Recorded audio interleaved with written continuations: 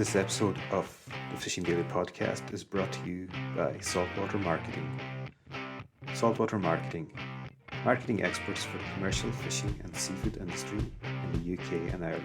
Hi there, and thank you for joining me once again. It's Oliver McBride here, and today I'm joined by Mike Park from the Scottish Whitefish Producers Association.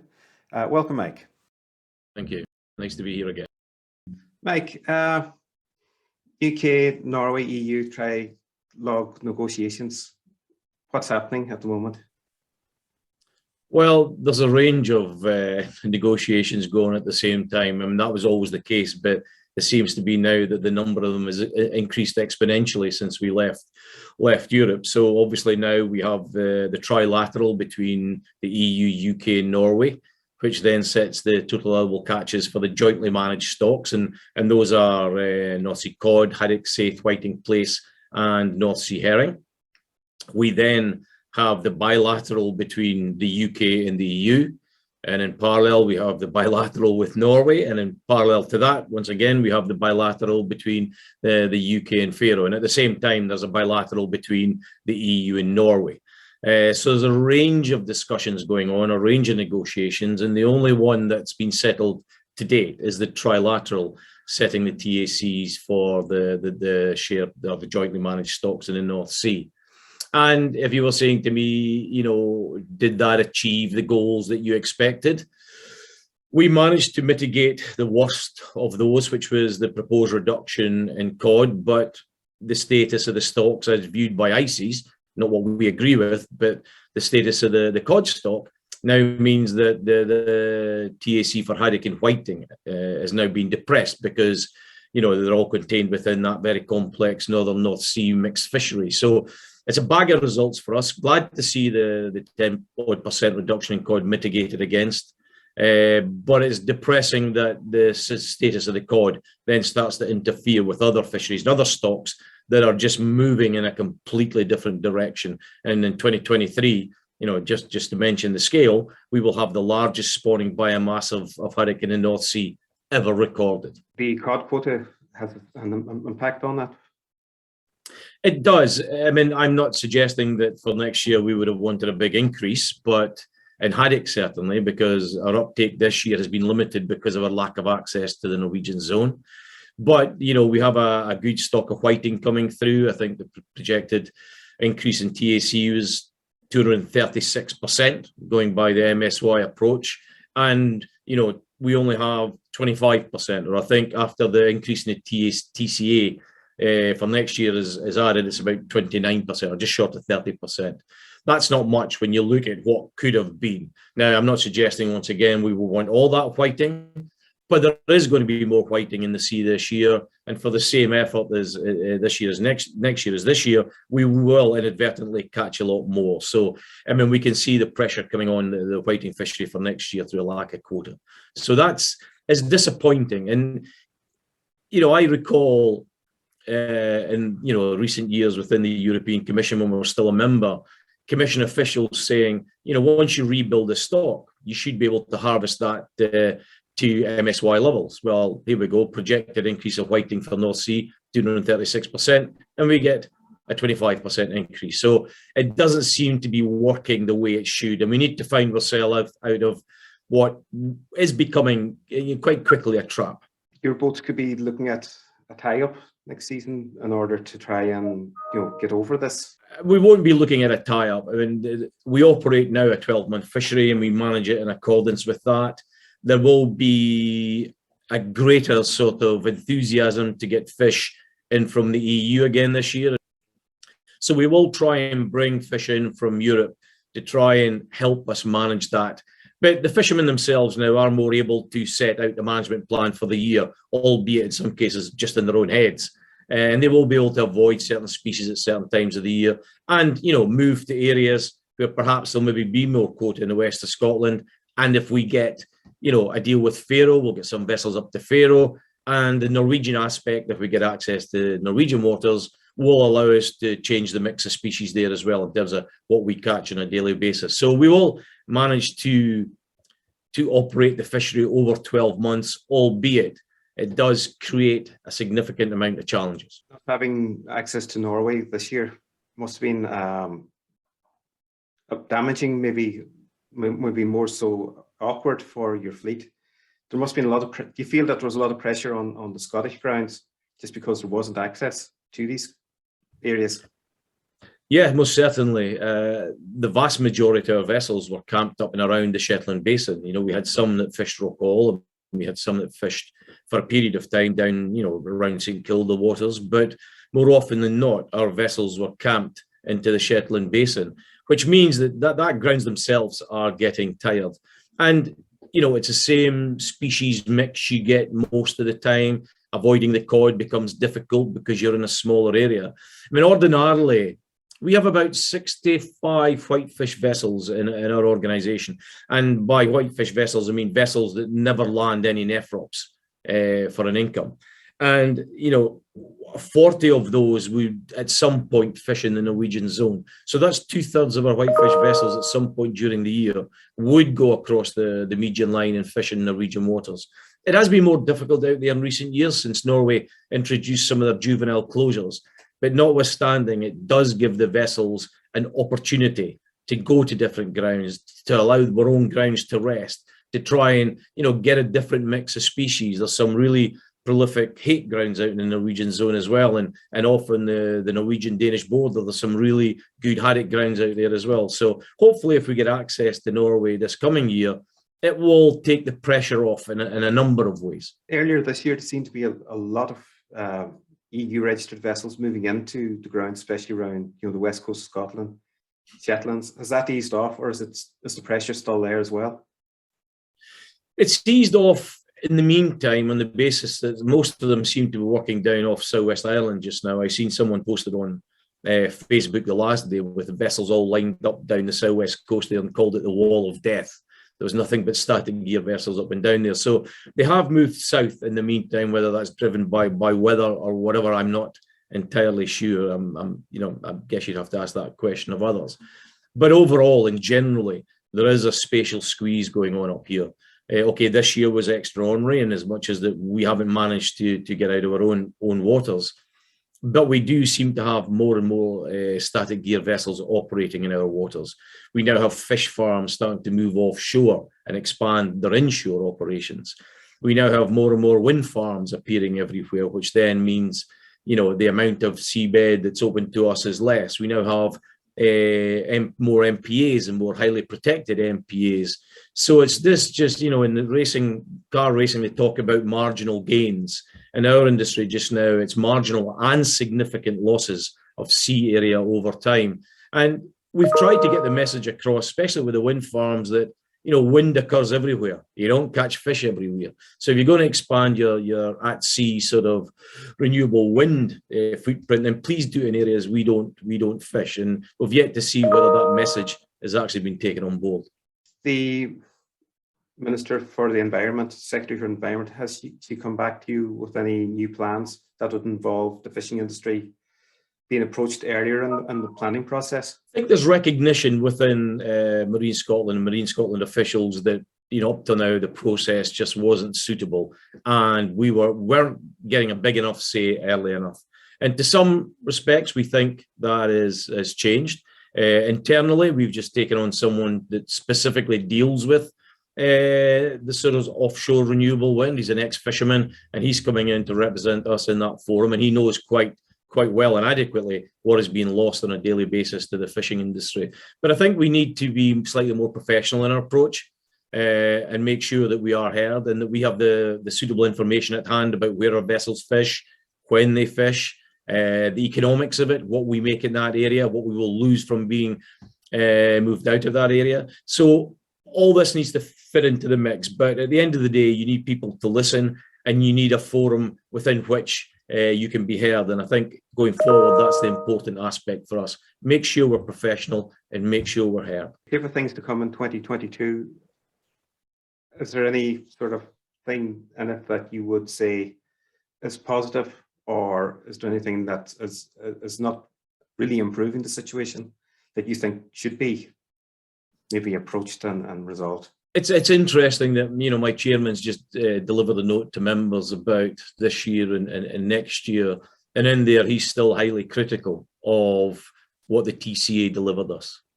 And, he says that it would be wrong to dwell on it, but it would be remiss not to mention that at the end of the day, we were sold down the river. And the situation this year has been very much a legacy of that. Our inability to transfer fishing from Europe, some quotas going down, it's almost left us starved of fish. So that was this year, and in many respects, that's been hampered by COVID as well in terms of the marketplace. Moving forward, we would like to think that, we'll get more fish slightly, we'll get access to other areas, that should loosen it up. I guess our one big worry would be the fact that the people that we sell our fish to can't get enough labour into the factories to process the type of fish we land. Our uptake of haddock this year is probably around about 50%, 50-odd%. And part of the reason for that is that they don't have the labour to fill it the small haddocks that we land. Small haddock has been down as far as 10 pence a kilo this year. That was a poor price 40 years ago. And the industry can't sustain it, can't make money from it, so it just doesn't catch it. And that's why we've had such an undershoot. And I would like to think that moving into next year, that labour situation would improve itself, or we can move further into automation, which means we can land more and more can be processed. But I think we also, in terms of the industry, we need to look at other alternative markets. I think over time we've started to rest on this, high quality, low volume market. But with the stocks like whiting and haddock increasing in the North Sea, I think we need to start looking at other markets. And, for instance, does the reduction in the pollock opportunities for next year provide an opportunity for us? Can we sell a different product into that market, albeit for a lower price than we would expect in the auction market here, but a far, far higher price than we have been getting at the bottom of the market this last while? So there's a lot of trepidation looking at next year, but there's also a degree of confidence coming back in. Obviously, we've been through the last 2 years. Confidence has been drained slightly. I think we've all recognized that the resilience of the sector has not been what we thought it was in terms of markets and channels to the market, that the channel been disrupted. But one would hope that as things start to stabilize into next year, that we will start to get back onto a more economically viable sort of footing again. This year, you were slightly ahead of last year. So 2020 has been better. 2021 has been better than 2020, but has been significantly lower than 2019. So I think as an industry, we need to look for all that sort of economic pillars, social and otherwise, coming in to allow us to then improve next year and get back to the sort of 2019 levels. Is COVID still having an impact on the industry, do you think? It will be having some impact without a doubt. It's not as stark as it was certainly, during lockdown and restaurants shut down and various other things. That really impacted on the sector. But we do know just now, for instance, nephrops, the market and the price is good, not necessarily to the vessels, but the price being delivered for the processors is good. We know that the scallop processors are having difficulty in satisfying demand as we move to Christmas. So everything seems to be coming back on track. But there again, as we've seen, this last 2 or 3 weeks of Omicron, then anything could happen. We just don't know. But hopefully, the ship has been stabilized to some degree, excuse the pun, and we can continue to build on that reintroduced resilience at the back end of this year. Hopefully we continue to build on that and try and learn from the negatives over the last 2 years. Just something going back to what we were talking about there, workers in the processing industry, and something that we touched upon last time we spoke was getting crew and from abroad. Any improvements on that? Recently, Alistair Carmichael, the Orkney and Shetlands MP, was discussing it in the Westminster Hall debate last week or 2 weeks ago or so, whatever it was. On the ground, has it improved, or are you still in the same situation? We're still in the same situation. We, like other dirty industries, we struggle getting school leavers to come into the sector. And any year we traditionally pay for about 40 new entrants to come in. Our retention rate is poor once many see the difficulty and the hardships they have to pursue or go through on board a fishing vessel. It's not an easy career. It's a life choice. It's a lifestyle choice. You're separated from your family, from your friends. So we continue to have recruitment issues for probably a range of those reasons. We did manage over the last 18 months to get fishermen seen as being skilled, which means we're now in the skilled workers sort of route. We can bring fishermen in now to operate inside 12 through that, but they have to pass a B1 English exam, which was proving extremely difficult to get them through. So we have a number of skippers now certified to bring in skilled labour, which would allow them to stay on shore, work inside 12 miles, but we just can't get them through the B1 exam. So it seems to be like it's like a false horizon, achieving the skilled worker status for men operating, or men or women operating on 9 metre plus vessels. So no, the simple answer to your question is it hasn't improved. It hasn't improved at all. And I don't see it improving anytime soon unless we can find a suitable government-backed policy that allows us to operate differently. I'm guessing you've explored all the other alternatives out there, and there's nothing else that works apart from lowering the standard of the English exam. Yeah, we discussed with our Irish colleagues. We were in Belfast the other week, and we discussed lobbying to get the English exam lowered from B1 to A1. But our interpretation of the possibility of achieving that was extremely low, given that if they adjust it for us, they have to adjust it for every other industry out there. So the probability of achieving that was extremely low. And I think our focus now will be to try and get the fishermen on the shortage occupation list. And that would perhaps help us going forward. But it is a difficult situation we're in. I mean, automation has allowed on board the vessels crews in my day to go down from 8 of a crew on a 25-metre vessel to 5 of a crew. So we have managed to shrink the workforce in terms of that, just with winches, power blocks. Fish handling systems are now better than ever they were. But we're down to the bare minimum now, and even then we're having difficulty finding local crew to satisfy the vacancies. And indeed, in some cases, skippers building new vessels need certainty, and they're building the sort of non-UK worker element into that as a fixed cost. There is a lot of new boats coming into the Scottish industry, and we're seeing a lot of great safety improvements. We've recently seen a video from John Clark taken on board a CCTV. How important is this new boats and safety and all that there? It must be a very important element in the fleet. It is. I mean, there's two things important in ship design going forward. And you're right, John's been at the forefront of all of that, as have others. But there is two major developments in terms of ship design. One is to ensure that we can reduce our carbon footprint over time, to make sure that you take less propulsion to move a vessel through the water, and you can deliver more power in terms of towing power at the same time.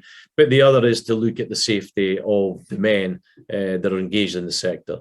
I fished for 30 years. I've been through some horrendous weather. Like others, I've seen men go over the side. I've seen men recovered from over the side. So we need to put as much focus into securing the safety of the people we work, because only then can we be sure that we could encourage youngsters into the role.